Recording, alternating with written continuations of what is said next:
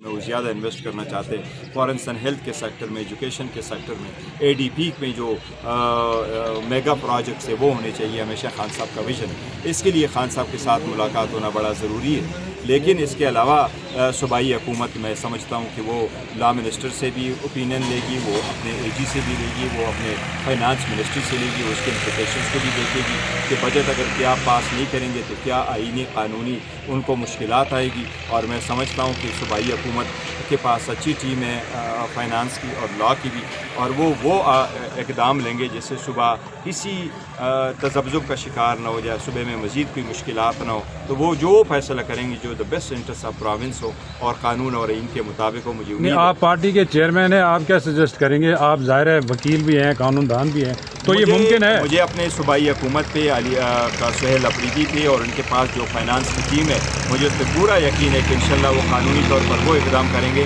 جو صوبے کے بہترین مفاد میں ہوگا انشاءاللہ تعالی. Thank you.